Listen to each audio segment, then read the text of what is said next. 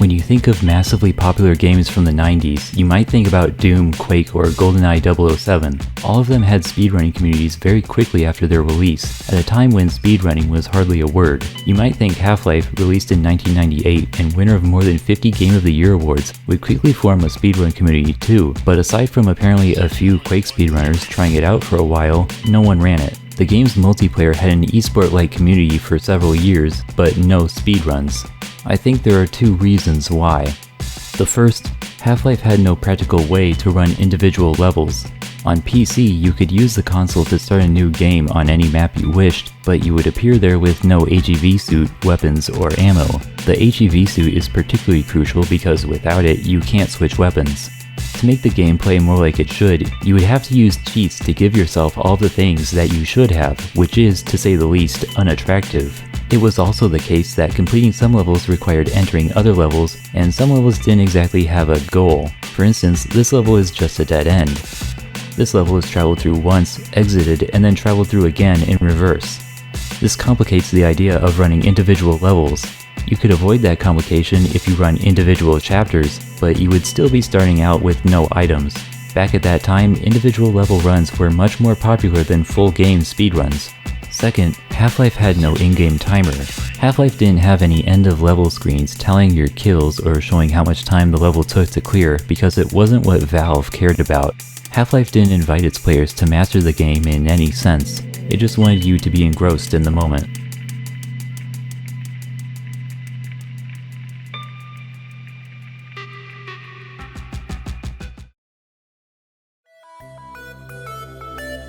Our first run comes from 2004, and it is what everyone cites as the first speedrun. This run was done by a runner named ThinkCircle. ThinkCircle submitted the run to Speed Demos Archive, a website which at the time was largely the home of Western speedrunning. Half-Life's beginnings were not entirely humble.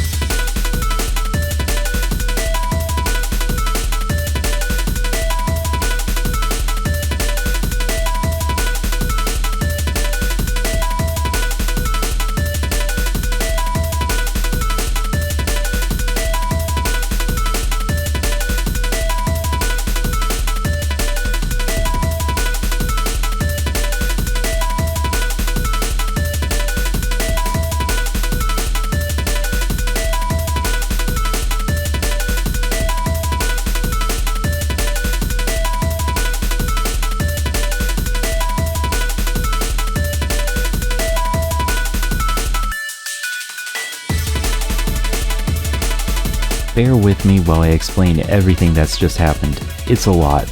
Most of Half-Life is completed in a very linear fashion, but in the early to mid-game chapter Blast Pit, we find something a bit different. This is C1A4B, and it connects to several other maps. K, which is where the player comes from, I, the Blast Pit, D, and F. The path forward is blocked by a tentacle monster residing in I. To kill it, you have to push some buttons in D and F, and then push one more in I. D also requires you to go through E. You can do either D or F first, it doesn't matter.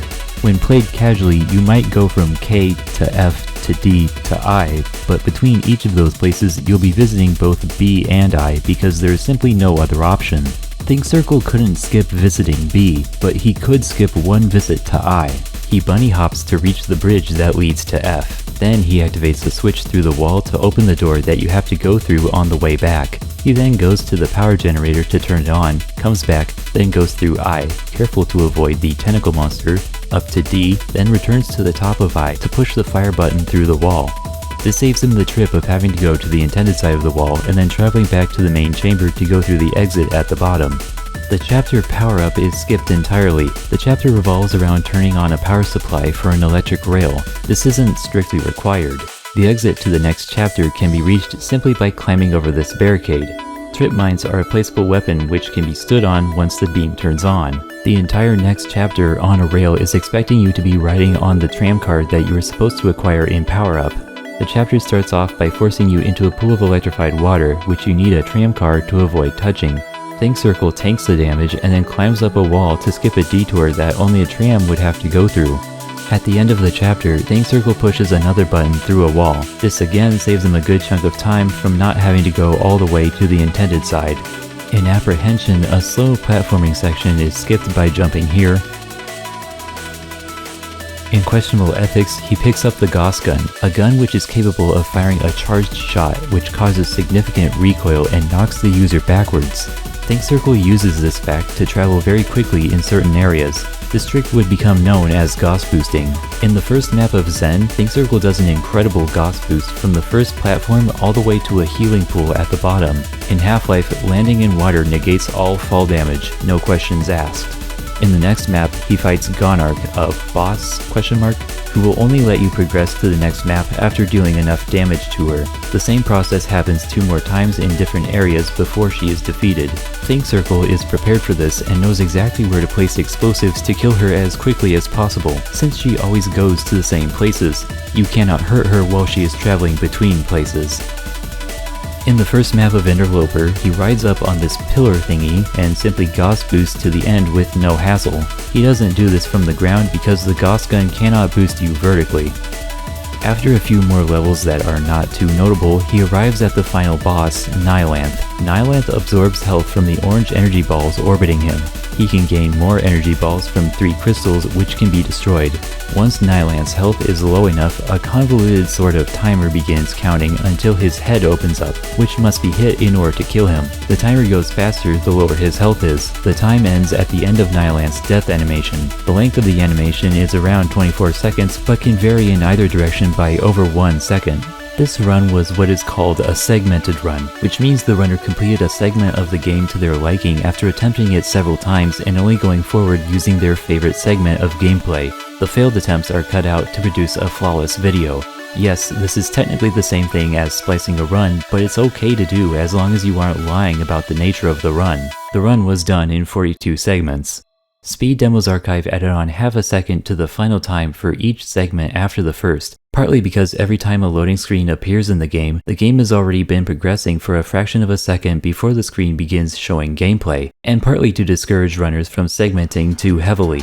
This led to a final time of 56:09 by SDA rules, though with modern timing rules it would be a 55:18 due to the lack of a segmenting time penalty and because the time now ends when Nilanth's death animation starts instead of ends. Understand I couldn't care less what SDA thinks, but if you want to look up these runs, you will have to look for the time as it was given on SDA. There were also some loading screens that were accidentally left in the video and some footage at the start was missing, and the time estimated by me accounts for that. Runners of the time recorded their runs to demo files, which were recordings of the events that happened in the game. A demo file can be played back inside the game to see the events in perfect quality. Demos are still used today to verify that runs are legitimate. Demos in Half-Life had some technical difficulties which may have contributed to a lack of early runs. An important part of Half-Life's movement was a technique called bunny hopping.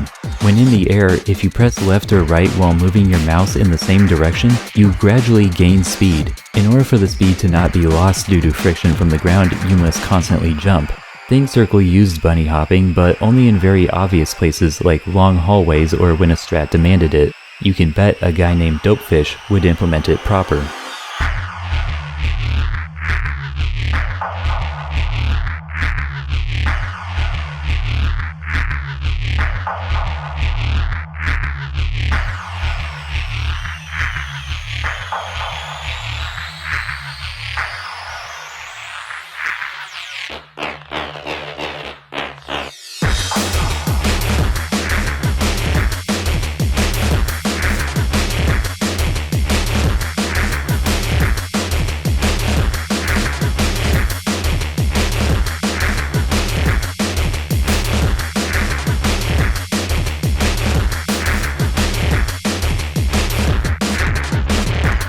In Office Complex, Dopefish used a box and a head crab to jump to an air duct faster. It saved several seconds over pulling a switch and then crawling a long way to the air duct. In Apprehension, Dopefish shoots an SMG grenade in a particular area to scare a Vortigaunt from running away from it, causing the Vortigaunt to open a door before it should be open. NPCs are always capable of opening doors, even when it shouldn't be possible. Utilizing an NPC in this way became known as NPC abuse. In Questionable Ethics, Dopefish avoids having to kill a bunch of headcrabs being contained behind glass. Almost contained. A scientist has to be led through this corridor, but normally he refuses to do so until the headcrabs are killed.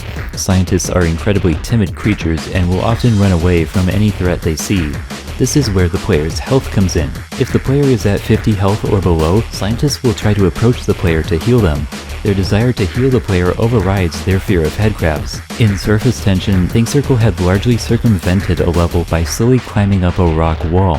Dopefish improved on this by Gauss boosting up the wall. In C2A5F, Dopefish saved about 70 seconds from one skip. He used trip mines to climb above the level and go quickly to a security guard. This security guard is needed to open a door that leads to the next level. Grabbing him through the wall makes him start following the player faster than if you went into the intended room. Think Circle, on the other hand, had to go through many more rooms and crawl through multiple pipes and air ducts before reaching the same place. You'll notice that Dopefish seems to float for a moment in the air. This is because he is in water. In the outdoor maps of the game, Valve wanted to block off all visibility between different sections of levels. In order to do that, they needed to place invisible barriers which happened to act as water. In Lambda-Core, he hurts a security guard to make him hostile, causing him to move towards the player and opening this door which takes a long time to open. The Gauss gun is capable of firing through walls. Once it's open, he kills the security guard to scare the scientist into opening another door early. Dopefish finished the run in 49 minutes and 51 seconds, an improvement of 5.5 minutes. Under SDA's rules though, it was a 51:09. A month and a half later, RandomNG would take the segmented world record.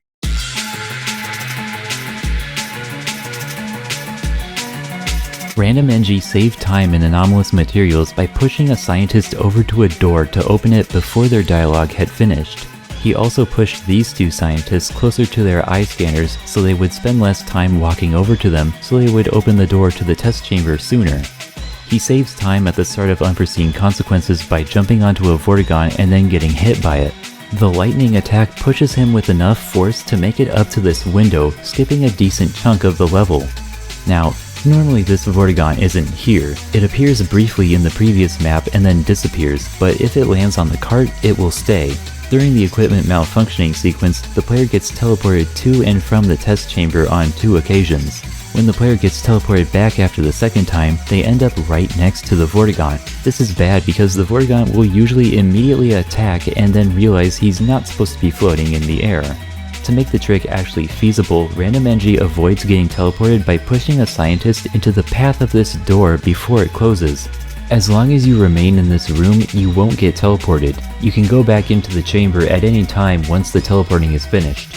When going onto the elevator that leads to Office Complex, RandomNG hits the button from inside the elevator from the opposite side of the wall, making the next map load while he's not in the elevator. He then grabs the scientist through the doors, causing it to follow him, which leads to it opening a door early. Normally you have to crawl through an air duct to open it. The door is important because in that other room is a switch that turns off an electrical rod that's blocking your path. He skips C1A2C by pushing a security guard into this door so he opens it from the wrong side. Skipping entire levels is obviously a massive time save, but it's particularly helpful to skip C1A2C because that map requires a ton of crawling. If you thought that was neat, here's what everyone calls the "We've Got Hostiles" skip.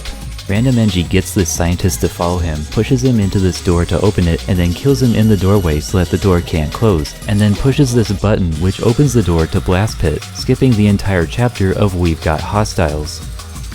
In the last room of Blast Pit, there are tons of boxes with supplies. RandomNG throws a grenade to break them, then bunny hops over to Power Up, does the skip like usual, and then picks up the stuff that came out of the boxes.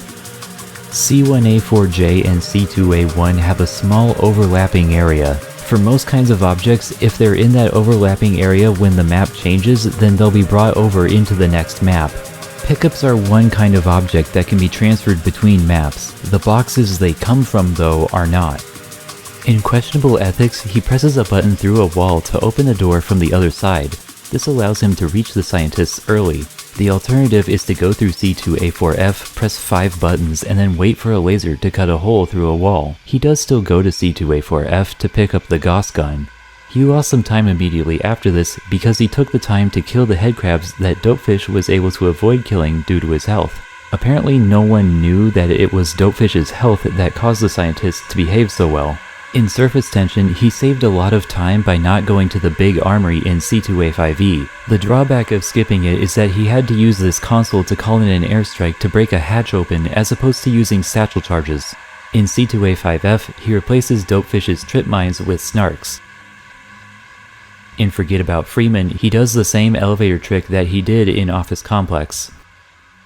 In Lambda Core, you're supposed to pull 2 switches on opposite ends of C3A2A so you can make the water rise in C3A2B so you can climb on a ladder to progress. RandomNG skips this by boosting himself with a grenade. You should know that when you get pushed by damage, the strongest force is received when you don't have any suit power because damage absorbed by the HEV suit imparts no force. RandomNG skips C3A2F with another snark. In Interloper, he shoots a Hornet from the Hornet gun at an elevator. Hornet projectiles have a strange property that lets them change the direction of moving things by simply touching them. Making the elevator move in reverse at this moment changes its timing so that it lands at the bottom of its path right as another elevator reaches the same altitude. RandomNG finished the run in 45 minutes and 14 seconds, reported as a 45:45 on SDA. It's quite common for records that were set after finding new strats to be lacking in other areas because saving time in one place lowers the importance of every other part of a run. In almost every map where RandomNG doesn't have a new skip, he's losing multiple seconds to Dopefish. The skips more than made up for it though, and many of them are still in use today. For most of those skips, RandomNG credited Spider Waffle. In September of 2004, Spider Waffle was the one who achieved this run. It's just over an hour, it has mistakes, it has some hesitation, it used very safe routing, and there's not really any strats to learn from it, but it was different in one big way. All of the runs we've talked about so far have been segmented. There are 2 other broad types of runs: single segment where the game is completed all in one go without loading any saves even if you die, and single segment with resets, which is still completing the game in one sitting but allowing saves to be loaded. Most people nowadays call it RTA, short for real time attack, or just regular speedrunning. This run was single segment. For those who don't care for segmented runs, this is where stuff really began. We'll draw a distinction in the graph between segmented and non-segmented runs because it's not fair to directly compare them. Spider Waffle had just given future speedrunners a good starting point. Now he'd give them an end.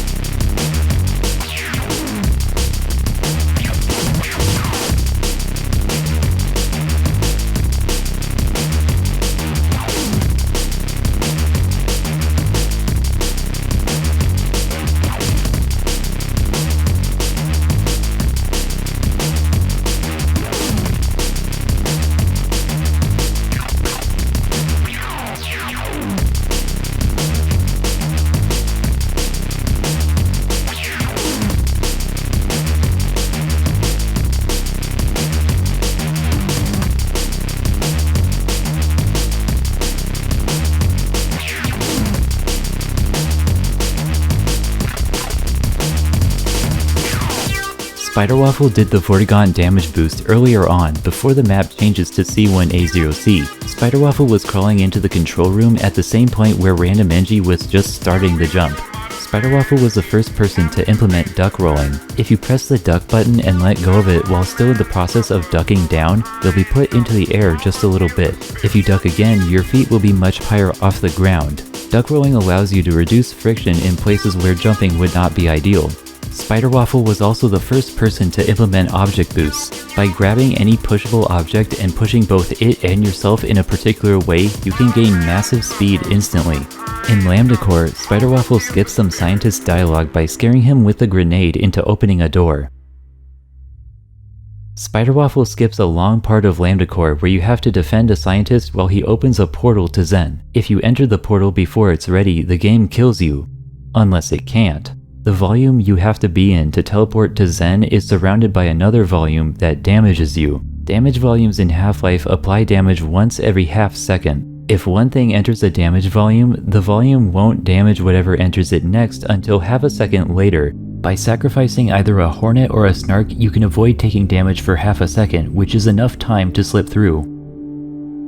In Garnark's lair, he skips the third phase of the boss fight by manually blowing open the hole to the exit, thereby skipping the best cutscene in gaming.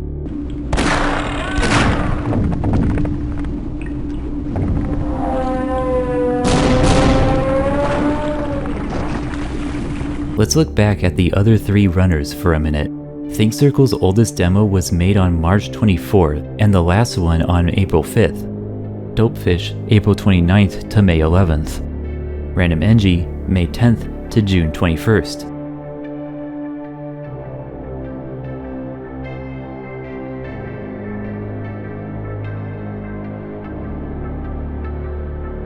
SpiderWaffle might not have been the very first Half-Life speedrunner, but he was its first legend.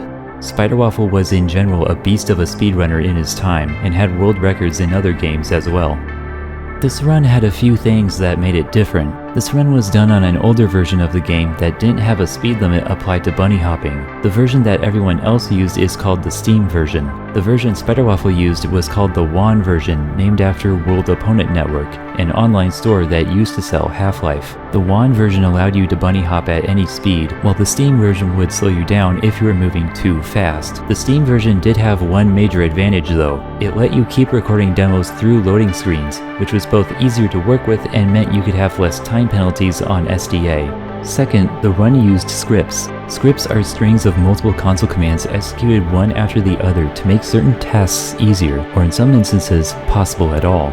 Scripts could only exist due to the game's console, which allows players a great deal of control over how the game works, including cheats such as God Mode and NodeClip. Most of the time, game developers take consoles out of public releases of their games either because they don't want to bother ensuring it can't be used to cheat in multiplayer, or they just hate fun.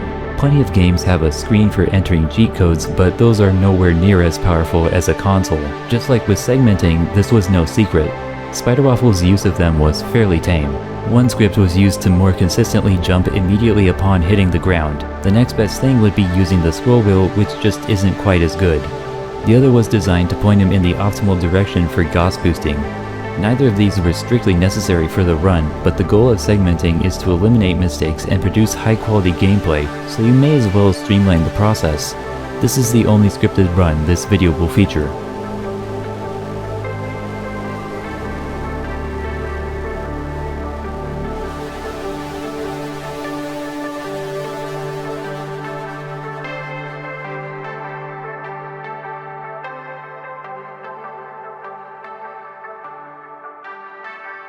There are few details left of what happened between 2006 and 2014. In 2011, Speed Demo's archive leadership had a change of opinion. SDA had allowed scripts in Quake runs as early as 2002. Some scripts were totally benign, but others were more sketchy, and they simply couldn't definitively decide what counted as going too far, so they operated on a "ask us if you feel like you need to" basis. Now, they had decided to completely ban them. Several Half-Life and Portal runs were deemed invalid and removed. SpiderWaffle's was of course included, and so SDA put RandomNG's run back up.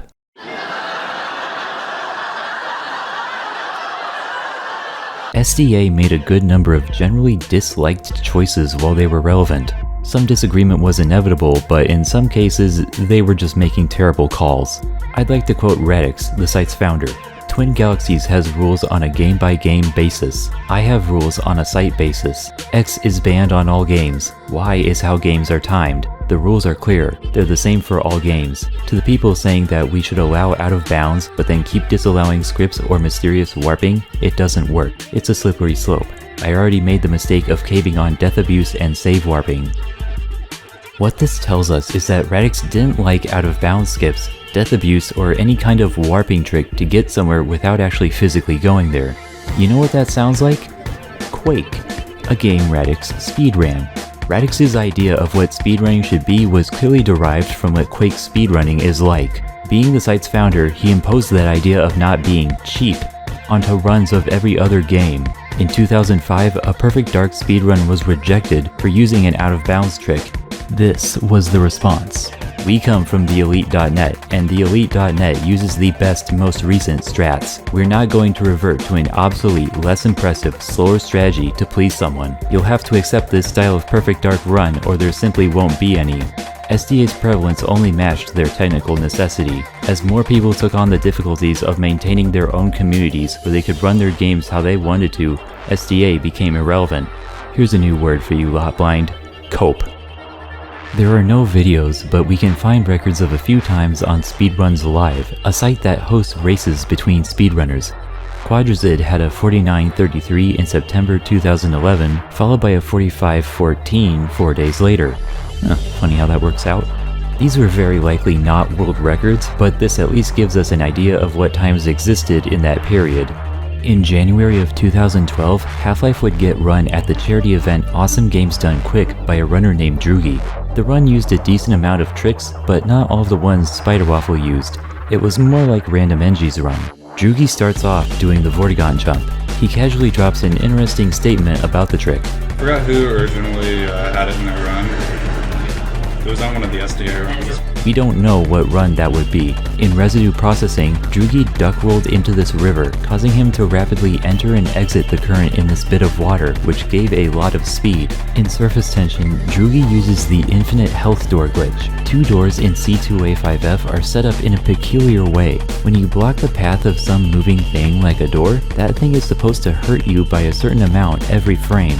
For whatever reason, these two doors are set to deal -1 damage, which causes them to heal you instead of hurt you. The game has no bounds checking for this, so it won't stop healing once you're at 100 health. You can get as much health as you want. This allowed runners to play the remainder of the game with no need to worry about health and suit power. More opportunities arose for damage boosts. Funny enough, Spiderwaffle accidentally used this trick in his 1-hour signal segment run from 2004. His armor went up to 102, since if you have armor, it increases your armor instead of your health. When asked about that, Spiderwaffle said he thought it was only a visual bug. By the time of his 2946 from 2006, the trick had become well understood, but Spiderwaffle intentionally did not use the trick only due to personal preference. Drugi also skips retrieving the security guard to open those doors by scaring a soldier into opening the final door. $5 from Sean Gabriel. Awesome Half-Life and Quick Runs, guys. Can someone ask Cody how impressed he is right now as a Halo player? This is pretty crazy. I'm damn well impressed. I've never done this. That is Cody Miller, a once famous speedrunner who is found to have cheated many Halo records. He embarrassed himself multiple times at GDQ because he didn't actually know anything about the games that he was cheating in. Finding him here is simply the funniest shit ever to me. Also, that's a hat head crab that he's wearing. Drugi finished the run in 48 minutes and 45 seconds, 49:39 with loading screen time included, and an unofficial SDA time of 49:48. And that's a trick right there, that the rocket goes through part of the head and gets the brain, so I don't have to launch ahead and hit it. So, time. 49:48. Quad got a 43:40 in April 2012, which is also only known of through Speedruns Live. The times recorded on Speedruns Live probably included loading screens, so it's hard to say how good they actually were. Loading times in Half-Life can vary significantly, and a loadless time cannot be estimated without seeing a video. Back in 2006, Spider Waffle's run drew some criticism for consisting of nearly 200 segments. The actual runners of the game did sort of agree that less retries meant more skill. RTA was seen as lame, and single segment was cool. If you had to load a save, you weren't cool. And Cool Kid was a cool guy.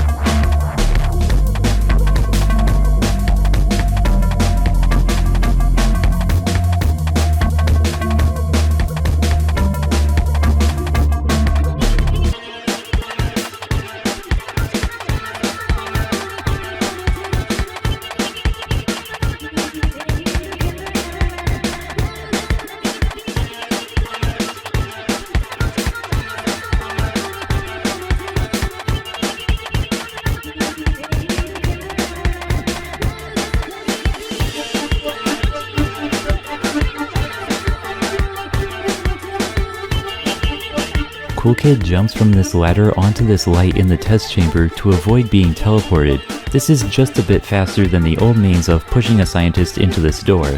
In unforeseen consequences, Cool Kid hit the object boost. It had been a thorn in the side of runners since missing it meant you had to go all the way through C1A1D. That kind of time loss was no longer an option. At the NPC abuse and office complex, Cool Kid used grenades to scare the guard into position, which prevented him from being distracted by a group of enemies along the path. Cool Kid brought back the skip in C2A2A. It went away for a while because people decided to go for a safer route that had opportunities to pick up supplies. The scientists in questionable ethics cooperated more. The out-of-bounds setup in C2A5A became a lot easier. Instead of killing a turret, placing a trip mine, jumping on it, and Gauss boosting off a slope on the outside of the pipe, Cool Kid just boosts on a slope inside the pipe. At the end of surface tension, he implements a self-Gauss. If the Gauss gun is fired in certain places, you can hit yourself with the gun and gain an upward boost. The mechanics of a self-Gauss are way too complex for me to bother understanding. In C3A2C, he took a different path to the teleporting Tower of Hell thing. The path runners had been using had no enemies and yes supplies, but it was slower by 3 seconds.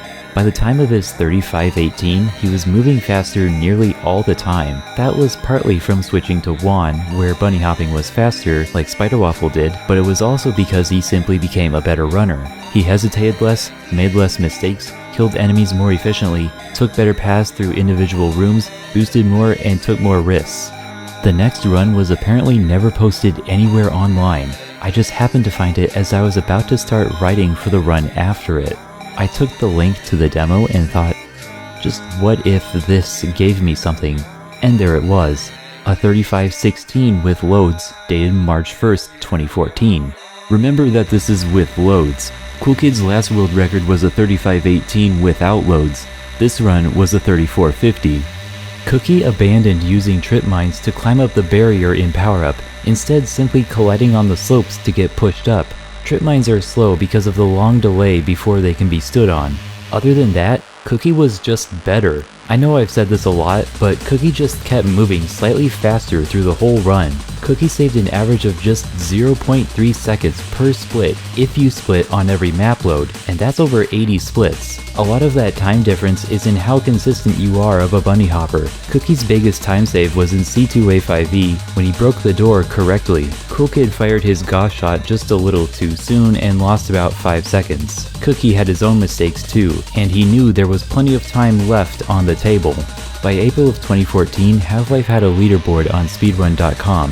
On speedrun.com, scripted and scriptless runs were categorized separately, so no one had any reason to call anyone else a cheater. No one had to feel forced to run the game in a certain way to be competitive. Steam and WAN were also tracked separately. The rest of this video will be focused on the WAN version of the game, as it would arguably become the community's main interest. Cookies 3407 doesn't have anything new to mention. His biggest time save was about 5 seconds and was simply due to not having to stop to get some extra health. Minor things like this just kept adding up and saved him 43 seconds. World records were being broken at this time by some pretty big margins, and with some 30 seconds of time lost split by split over the last run, Half-Life still had a long way to go to becoming optimized. Cookie, however, moved on to other games. In second place, Cubeface with a 3626 with loads. Third place, Psy 4351 with loads. Then ND3644 4153 with loads, and later a 4010 with loads. Triads worked up to a 3552 with loads, a full minute lower than his PB less than a month ago. If you're wondering what happened to that fellow named Quad, he was working on scripted runs, which he is more known for.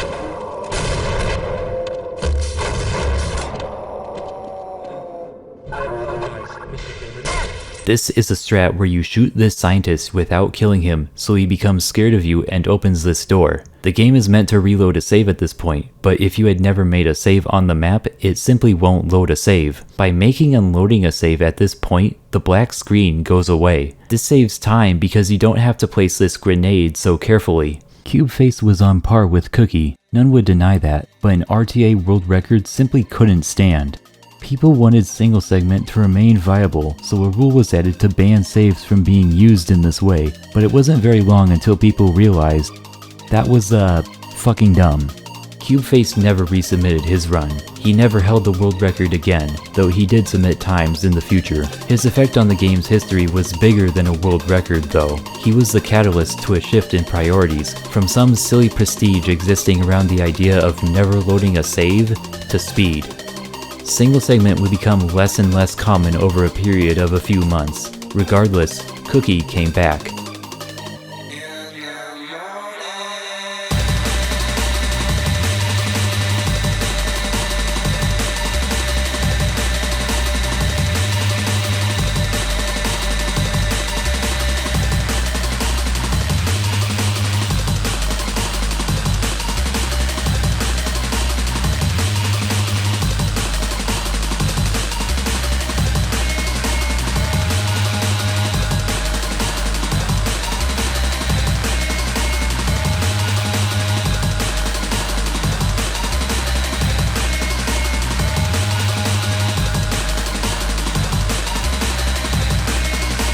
Cookie performed an ammo dupe in Surface Tension by hitting a box through two separate sources of damage which both do enough damage to break it at the same time. It technically breaks twice, so it drops double the ammo. The first time it breaks comes from the blast of the explosives next to it, and the other is from half of these shotgun shells. He also introduced a trick in Zen where you throw a grenade into this corner, and assuming it lands in the right spot, it hits this structure through the wall. These butterfly things must be freed to activate a teleporter to the next chapter. His biggest time save over Cubeface was an office complex. The security guard wouldn't cooperate with Cubeface, which cost him 6 seconds. Cookie's biggest time loss was in questionable ethics where, funny enough, a scientist wouldn't cooperate with him. It was 13 seconds lost.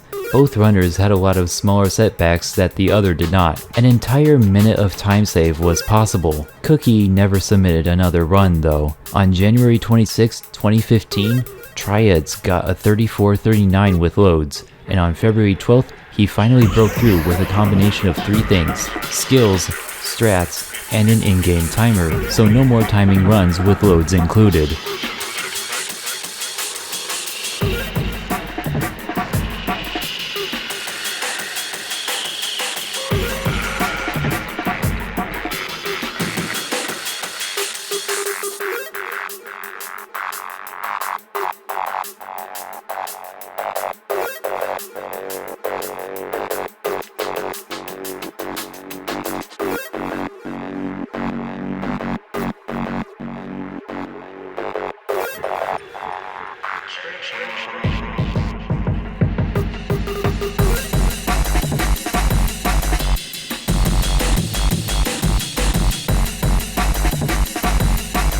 In anomalous materials, Triads ping-pongs between C1A0A and B, which causes this scientist to be able to be pushed a bit faster. Instead of speaking to the security guard to make him follow peacefully, Triads shoots him to make him aggressive and chase him. A new method was found for the We've Got Hostile skip. Instead of simply pushing the scientist peacefully into the door, Triads shoots him, causing him to become scared and run away. By standing in the right place, he'll decide to run into the room with the button. Triads also shoots the scientist the moment he opens the door instead of waiting for him to walk into the doorway. The faster the scientist dies, the better, because you can't walk over his body until he's finished dying. This means he needs something else to block the door from closing, and that thing is himself. By crossing a certain boundary in the room, he causes the door to begin closing. He then moves back into the doorway to block it. Triads had an interesting power-up. By 2015, scripts in Half-Life had come a long way. They were no longer benign by any means. Some scripts enabled things that were not at all possible otherwise. One common script was used for a strat called change level delaying. One of the many console commands that existed in Half-Life was called wait, and it simply delays any subsequent commands by 1 frame. The triggers that cause the map to change when touched work by running a console command. If the wait input is sent rapidly, then that command gets delayed like any other until the player decides to stop sending wait commands. This was a trick that was exclusive to scripted runs because sending wait commands fast enough was impossible until Triads decided to add in another command to lower the game's frame rate so he could send wait commands using his scroll wheel at a much more feasible rate. Change level delays no longer required a script. The trick would eventually become impossible because the wait command was banned, but runs that used it were never removed since it only saved a very small amount of time. Triads improved on Cubeface's controversial C3A2 strat. For some reason, the game won't consider you to have game overed at all if you hurt the scientist before he plays his turning animation instead of hurting him during it like Cubeface did. Triads found that the best way to do that was to gauss him through the door. Single segment was back to being optimal. In the Nylanth boss arena, there are these jump pad thingies. Runners before this point had been using one to jump onto a ledge and hide behind a spike to avoid the Nylanth's attacks. This wasn't actually needed because a jump pad itself can be a shield. Pretty much anything that goes in a jump pad's area of effect can be pushed by it. This one's dead. Oh, wait. Oh, alright, I got it.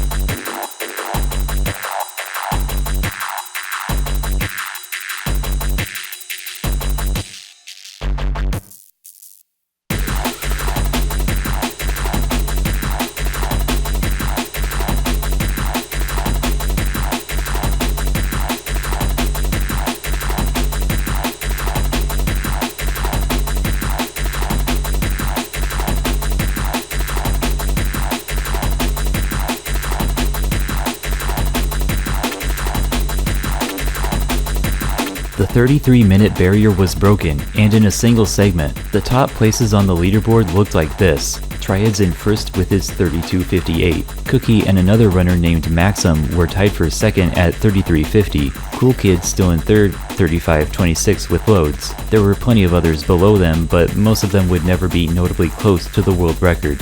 At that time, everyone at the top was off doing stuff in other games. Sithka and Char found themselves in an interesting situation. The two had plenty of time to save, and nobody was in their way.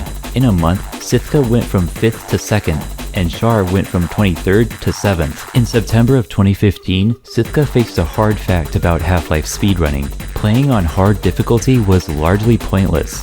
Insisting on playing on hard was just another one of those antiquated ideas which people thought was an indication of skill. Now, in some games, different difficulty levels do actually have a significant and interesting effect, but in Half-Life it just made the same enemies a bit tougher and made health and suit items give less health and suit power per item. Making less stops for health and other stuff was obviously just better.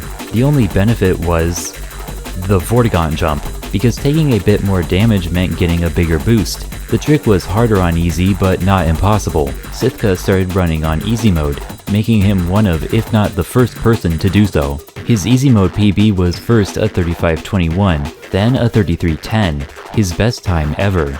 Out of nowhere, a previously unknown runner named Wacky took second place, just 1 second behind Triads. We never heard from them again. On November 17th, 2015, Sithka got the first ever easy world record by 1 second. A few hours later, he broke it again. Despite being the world record by only 8 seconds, there was a lot to mention. In unforeseen consequences, there's a series of connected pipes you have to go through. You have to turn a valve, wait for the water to rise, and then exit through this hole. Sithka swims upward out of the water to touch the cover to the hole as soon as possible so it stops blocking his path sooner. Sithka had a new way of opening this door in Office Complex. He shoots a scientist to scare him, and then he runs into the door to open it. At the We've Got Hostile skip, Sithka threw a well-timed grenade to blow up the scientist's body right after he opens the door, so he no longer has to wait for his body to stop being solid. At the start of Blast Pit, Sithka didn't take the train car. If you can bunny hop well, you can go faster than it and make up for the time lost by not getting that nice and easy launch into the hole. It saved a few seconds. On his first visit to B, Sithka does an edge bug. An edge bug is when you avoid taking fall damage by landing on the very edge of a surface, so that when the next frame begins, you've technically hit the ground, but you've moved back off the surface, so the game doesn't apply fall damage. Runners before had all been veering to the left to take as little fall damage as they could manage. Lowering the game's frame rate makes edge bugs require less precision. Lowering the game's frame rate was always seen as acceptable and would only become more and more common over time as the basis for more and more tricks. For multiple reasons I won't get into, you're not allowed to go above 100 FPS, so hardware is not a concern. Sithka did 2 edge bugs in F. On his way back at the now electrified water, he attempted to do an object boost over the water, but he messed it up. But the box just happened to land in the water, so it was good enough. He wanted to save his health for a strat on B. Those same barrels that he edge bugged on were capable of exploding. Those, combined with a grenade, were enough to boost directly to the bridge to D. Finally in I, there's a scientist who can be met to heal the player for 25 health. Going over to him is a good way to spend the time it takes between pushing the fire button and the path to G opening. On C1A4G, he spammed crouch in this water current to go faster, just like in that one spot in residue processing. This was also something that you could do because video games. In Power Up, he used an object boost instead of Triads' change level delay trick. If he didn't mess up the climbing, it would have been faster. In On a Rail, he used yet another edge bug. In Questionable Ethics, he didn't wait for the trip mines used to kill the headcrabs to turn on before going to C2A4F. The trip mines didn't actually need to be set off until the scientist was walking through the corridor. He spent 5 less seconds on the infinite health door because being on easy mode meant he would take less damage. Sithka was the first person to use the modern Nylance strat in a world record. Part of that timer I mentioned regarding opening the Nylance head involves how much he animates. Forcing him to turn makes him animate a lot, so the head opens up faster. It was also faster because Nylanth has less health on easy. Plenty more time could be saved than 8 seconds. Char slowly rose from 7th to 5th, and then to 2nd. He now had the fastest time on hard. It was in fact celebrated as a world record since at the time the leaderboards were split between Juan on easy, Juan on hard, and Steam on easy. Apparently there was never a Steam on hard board because people just weren't interested in it. Anyway, Char was now the fastest on hard, but not the fastest, period. Char had to switch to easy if he wanted to be faster.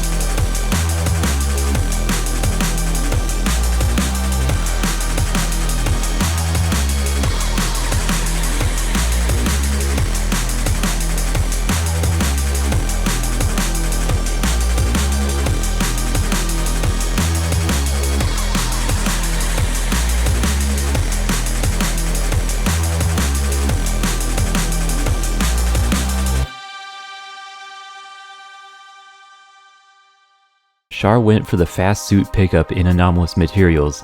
There's not much to say about this, you just stand in a certain spot and pick up the HEV suit early.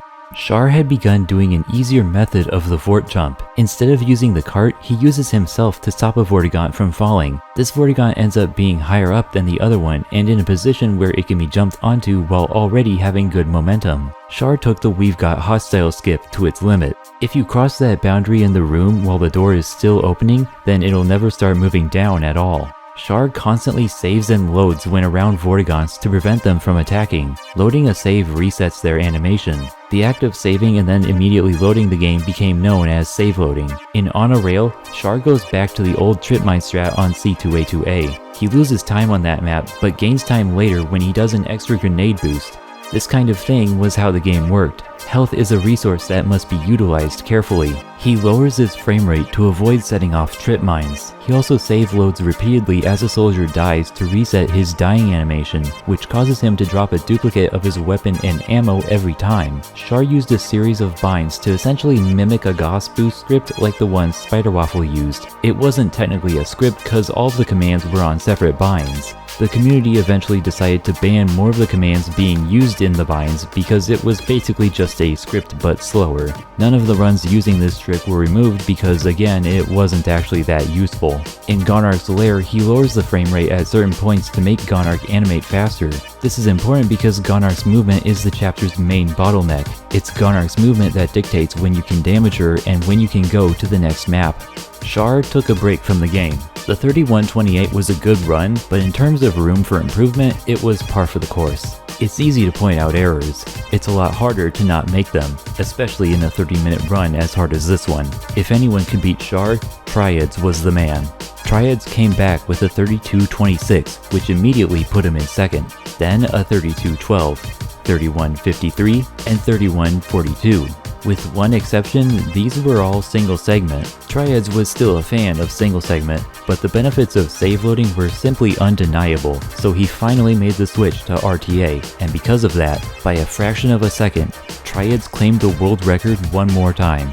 It was a very similar run. One would make mistakes that the other wouldn't, and in the end, it all evened out.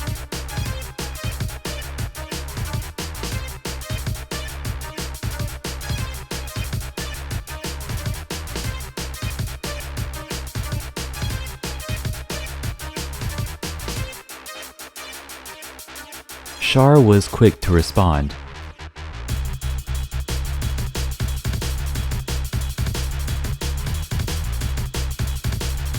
It was world record, but the mistakes were pretty obvious and Char knew it wouldn't stay there for very long. Meet Proto. At the time, Proto's only run on the leaderboard was a 33:38, putting him in 10th place. His improvement would be remarkably fast though, and he was about to find a pivotal trick. In Half-Life, to go to another map, you have to be standing within a certain area. This is always the case, except in a few certain scenarios where you in fact can be standing anywhere and still get moved into the other map. One such place is the crossing between C1A0E and C. Even in such cases, the trigger area to take you into the next map still has to exist somewhere. If you manage to touch the trigger, you'll still be taken to the associated map as you would be in any other case. You probably see where this is going, but how could you ever get up to this place without cheating?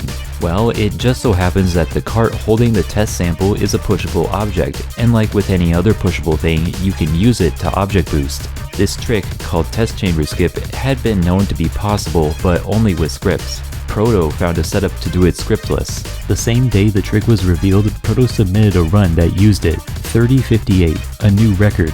Within hours, Char fired back with a 30:24. Suddenly, we just went from looking like sub 31 was possible to looking like sub 30 was possible. But I don't think either runner had that goal in mind.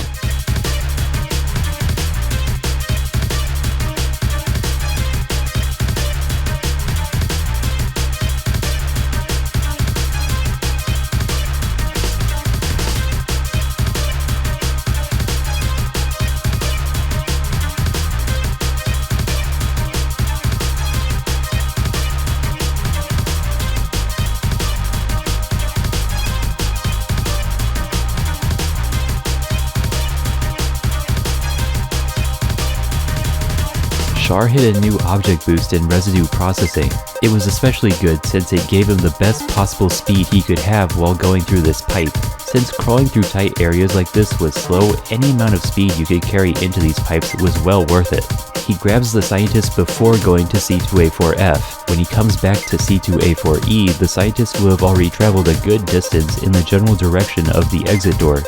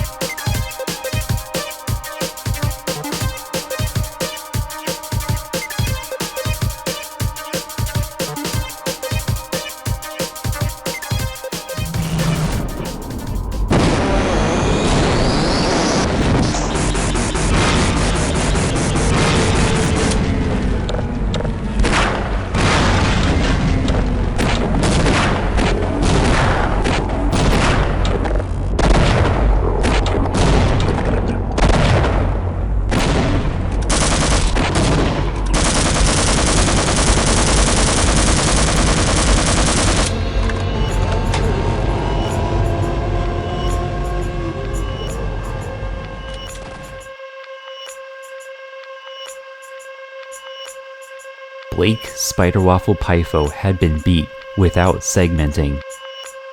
Proto didn't get health in suit before going in the Toxic River. At the start of Apprehension, Proto shot a barrel until it broke so he could take a more direct path through the level. The pistol is used for this because its ammo is not in high demand and it's one of the few weapons which can be used underwater. Char didn't do pipe to pipe in his last run. His health was so low that he would have died from the self-goss. Proto did do pipe to pipe and saved good time because of it. Char went for a risky strat in Gonarch's lair where he neglects to place one trip mine. The power of a trip mine's explosion varies randomly, and with good RNG it may do enough damage to break open the hole with only 4 mines. In Char's run it didn't work, so he had to shoot the ground to finish breaking it. Proto went for the safer strat and saved time. Around this time, Half-Life speedrunning began to change. For years, the game had been receiving a constant onslaught of new strats. Not anymore. New strats were becoming few and far between. Proving you were the best now meant a long and serious grind to save mere seconds at a time. In that shift, Half-Life's best speedrunners would emerge. Dude, my demos are older than you.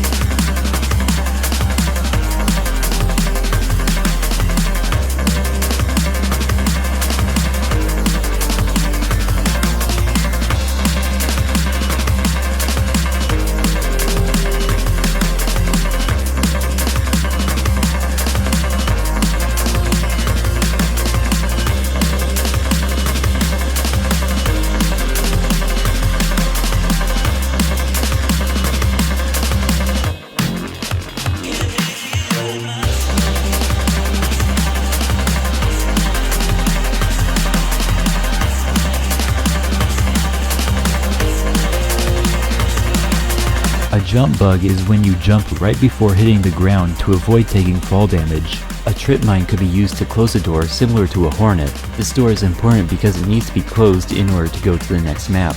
Maxim optimized C2A3E. The map had been bottlenecked for a long time because you have to wait for this trash compactor wall to break this box which is sitting over the exit. Maxim fixed this by changing the speed of the wall.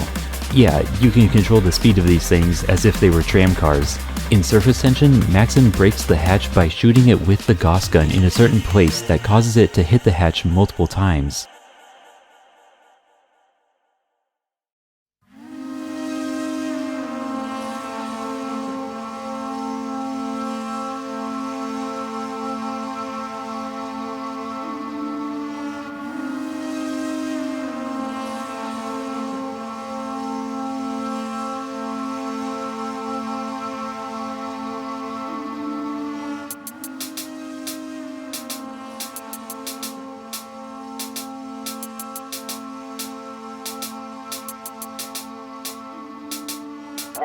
Warning.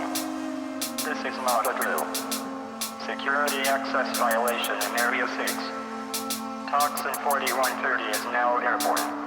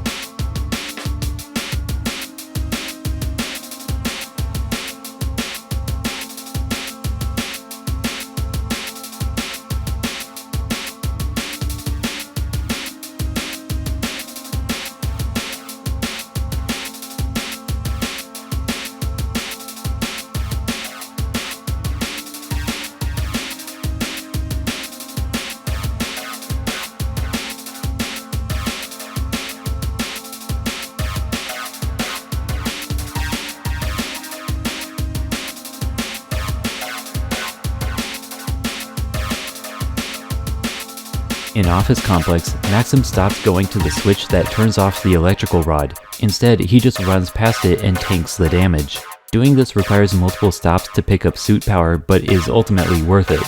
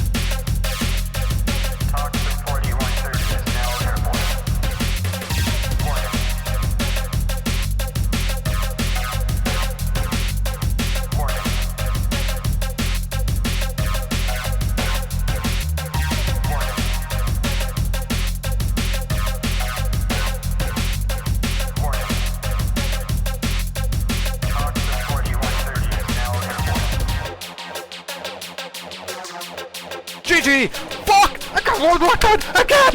Yes!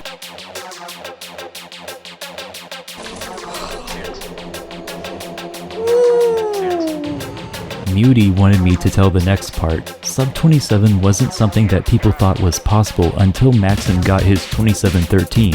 I was on a month or two break from Half-Life because I had no clue how to tackle it, but I knew I could beat him. It was a back-to-back 8-hour grind every day from both of us for a good month. Muty got a 2706, Maxim 5, Muty 3, and Maxim 2656.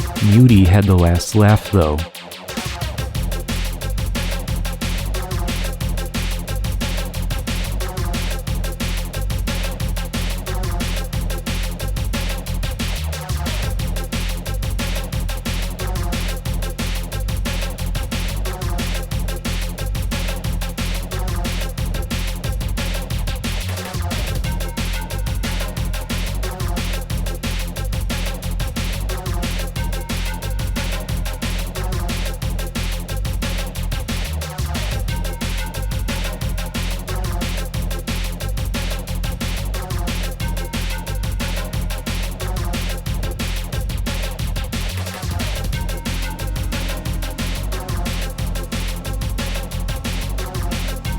Maxim started using framerate manipulation more frequently.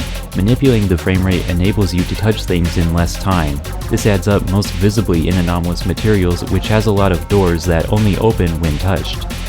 A new route in residue processing skips these crushers. Previously, you had to press a button to stop the crushers and just hope they stopped high enough above the ground to fit under them. In surface tension, instead of landing on this ladder, Muty landed on the slope next to it. Landing on upward slopes like this is safe due to a bug in how fall damage is applied. In Interloper, there are these egg thingies. When they're destroyed, an alien grunt pops out. One of these things is blocking the path through the level. It is somewhat easier to get through if you destroy the egg thing, but you will still lose momentum. However, if you shoot a hornet in the right spot, it'll be so that the alien grunt would spawn with the hornet stuck inside it. That would be the worst thing in the world, so the alien simply does not spawn. Muty and Maxim both took a break from Half-Life. The two were practically untouchable. Maxim was now a full minute ahead of third. It would take a long time to catch up. Between then and present day, a few new notable strats would come up. In C3A2, runners brought back the old grenade strat, but in a different spot because it scared the scientists and caused him to start running faster than the act of hurting him does. Big time was saved in Lambda Core by clipping into this pipe. Clipping through something like this isn't normally possible in Half-Life, but underwater, collision detection works differently. When you're underwater, if you have enough speed that on the next frame you would have traveled enough distance to be on the other side of a wall, then you'll just be there as you would be if the wall never existed. In C2A3D, there's a cutscene where Gordon Freeman is captured by the military and then left to die on C2A3E. At the moment of being captured, all of the player's weapons are taken away from them. If you quickly enter and exit this room, you'll have your weapons taken away, but you can still roam around for a few seconds. You can use this free time to go pick up some grenades. These grenades won't be taken away from you. Doing this trick costs you no time and saves you from having to pick up grenades later. It also opens up damage boost opportunities earlier on. To end this video, I'd like to take you through what's happened to each of the top 3 runners since the 2648 by Muty.